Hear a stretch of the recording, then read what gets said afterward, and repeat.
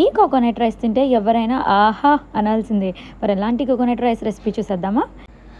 ముందుగా మసాలా కోసం వెల్లుల్లి, అల్లం చిన్న చిన్న పీసెస్గా కట్ చేసుకొని వేసుకోవాలి. అందులోనే మనం కొంచెం సోంపు కూడా వేసుకున్నాం, చాలా బాగుంటుంది టేస్ట్.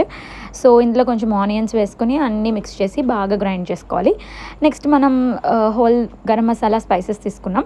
ఇవన్నీ తీసుకుని బాండిలో ఆయిల్ అండ్ నెయ్యి 2 వేసి బాగా కలిపి కరిగించాలి. ఇది బాగా స్లోగా తిప్పుతూ ఉంటే అందులో మనం స్పైసెస్ అన్నీ వేస్తే మంచి మసాలా స్మెల్ వస్తుందండి, అది చాలా బాగుంటుంది. సో ఈ స్పైసెస్ అన్నీ వేసి దాన్ని బాగా మిక్స్ చేసుకోవాలి.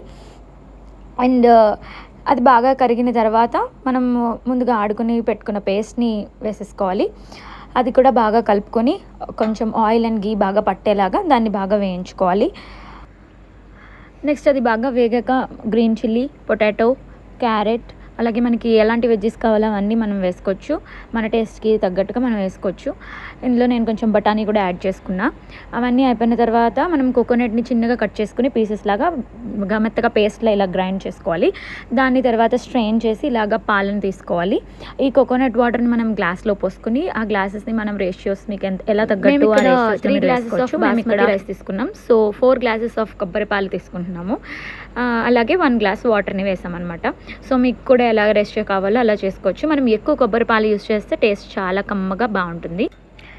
దీన్ని మూత పెట్టేసి నెక్స్ట్ మనం వెజ్జెస్ని ఒకసారి మళ్ళీ చూసుకొని అందులో ఆయిల్ పోసుకొని బాగా వేగేయో లేదో టెస్ట్ చేసుకుని మళ్ళీ అటు నుంచి ఇటు ఒకసారి కలిపి లిడ్ పెట్టేసుకోవాలి. తర్వాత ముందుగా వాష్ చేసుకుని ఆరబెట్టుకున్న బాస్మతి రైస్ని తీసుకుని మన పాలలో వేసేసుకుని నెక్స్ట్ ఈ వెజ్జెస్ అన్నిటిని కూడా ఇందులో వేసేసుకోవాలి. మొత్తం అన్నిటినీ ఒకసారి కలిపి అందులో కొంచెం సాల్ట్ వేసి మన టేస్ట్కి తగ్గట్టు సాల్ట్ వేసేసుకొని దాన్ని క్లోజ్ చేసేసి రైస్ కుక్కర్లో పెట్టేసుకోవాలి. అంతే, మన వేడిగా కొబ్బరి అన్నం రెడీ అయిపోయింది. గార్నిష్ కోసం నెయ్యిలో కొంచెం జీడిపప్పు వేసుకుని అటు ఇటు తిప్పేసుకుని గార్నిష్ చేసి సర్వ్ చేసుకుంటే కోకోనట్ రైస్ రెడీ.